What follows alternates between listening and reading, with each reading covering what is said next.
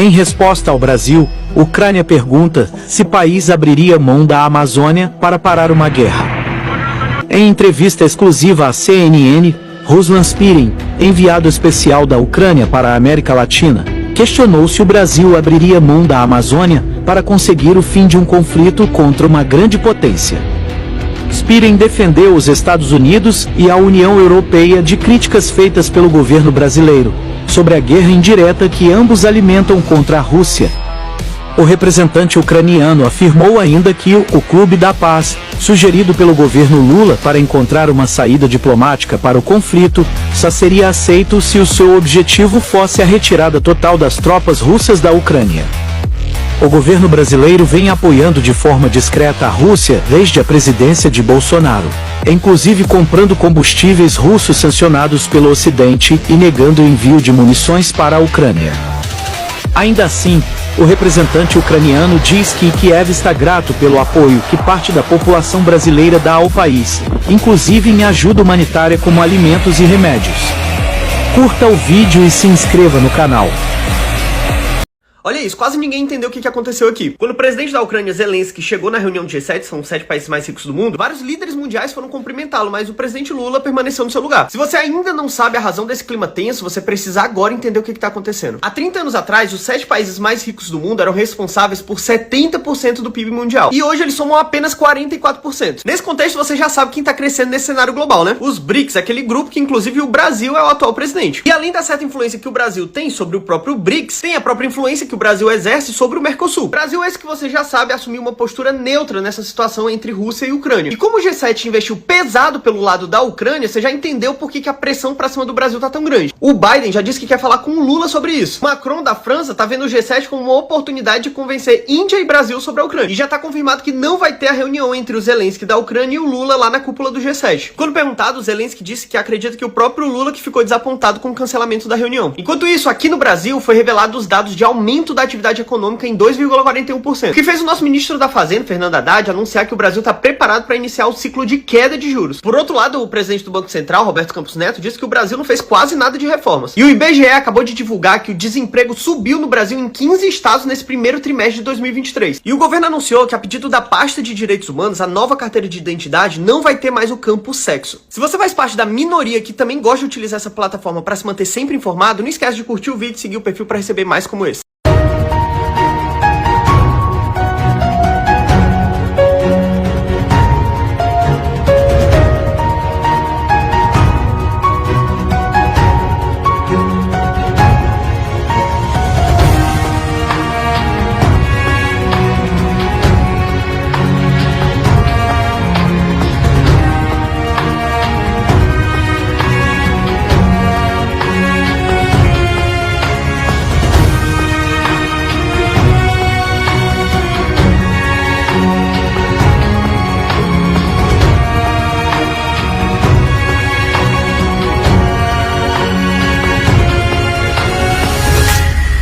Lula e o líder ucraniano Volodymyr Zelensky não devem se encontrar na cúpula do G7. O que acontece?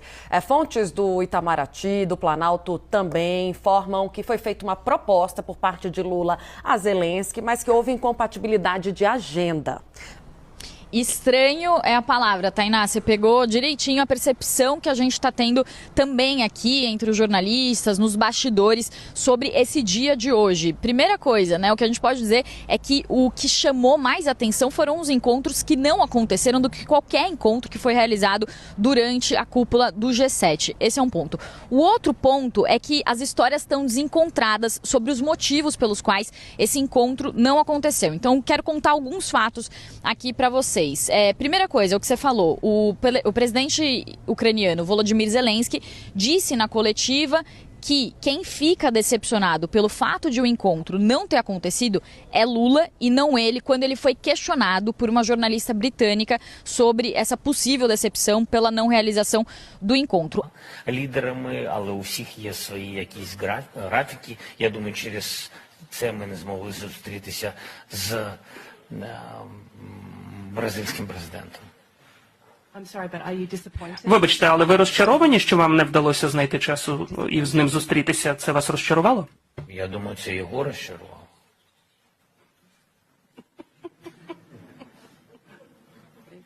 Então sinalizou que sim, teve uma questão de agenda, mas por outro lado disse que outros líderes também tinham questões de agenda e se encontraram. Então isso foi o que disse Zelensky numa coletiva ao final do dia aqui do evento do G7. O que diz o governo? O governo disse que o possível encontro entre Brasil e Ucrânia, que foi proposto pelos ucranianos, foi travado na discussão de horários. O governo disse que eles não chegaram nem ao ponto de discutir onde exatamente ia acontecer essa reunião e como que essa reunião seria feita em termos de esquemas de segurança. Eles até sinalizaram que alguma questão de segurança por parte dos ucranianos poderia ter acontecido, mas falaram que a discussão não chegou nem a esse ponto. Um outro elemento dessa história de hoje, um vídeo da transmissão oficial do G7, da sessão de debate que aconteceu hoje com os líderes do G7 e com os países convidados, e esse vídeo mostra o momento em que Zelensky entra na sala, alguns líderes se levantam para cumprimentar Zelensky, inclusive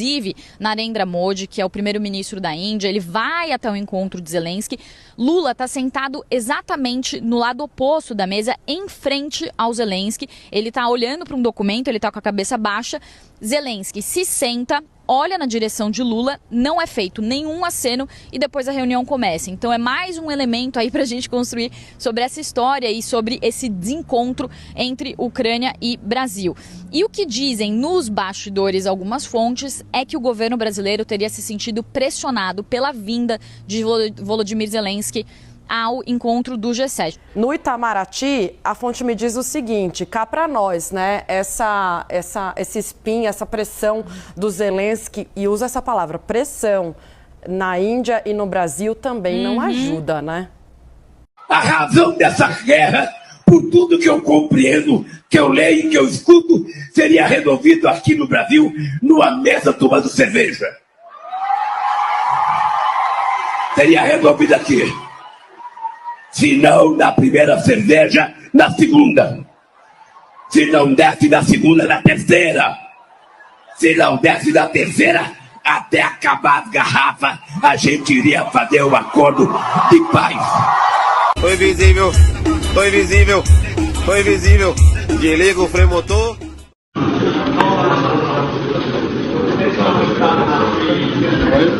Foi invisível, foi invisível, foi invisível. Desliga o freio motor.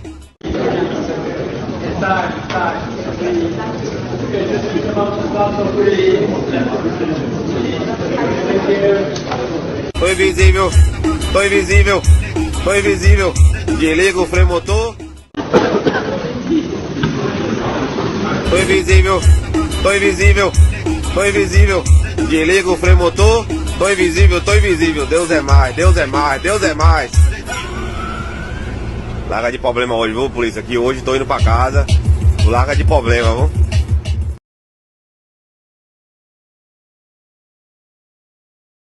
Essa foi a postura de um presidente ao falar para o mundo sobre a briga da Rússia e a Ucrânia.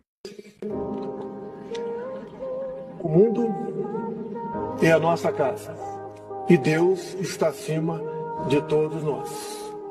Pregamos a paz e respeitamos todos aqueles que agem dessa maneira. Afinal de contas, esse é o interesse de todos nós. Paz para o mundo. Muito obrigado ao presidente Putin pela acolhida, pelos temas tratados conosco e pela confiança depositada em nosso país. Muito obrigado.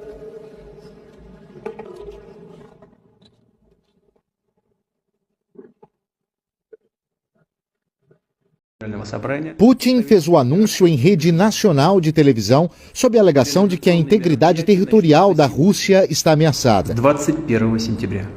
Segundo o governo, só será convocado quem já tem alguma experiência militar. O presidente russo falou em chantagem nuclear da OTAN e avisou que está preparado para agir. Nosso país tem muitas armas de destruição, mais modernas que as dos países da OTAN. Vamos usar todos os meios que temos. Isso não é um blefe. A retórica foi classificada como perigosa e irresponsável pela Aliança Militar do Ocidente. O anúncio acontece dias depois de a Ucrânia ter recuperado quase 10 mil quilômetros quadrados de território na região de Kharkiv. As áreas ainda invadidas terão um plebiscito para serem anexadas ao território russo. Se o Kremlin avançar com o que a Ucrânia e aliados chamam de farsa, Estas regiões passarão a fazer parte da Federação Russa.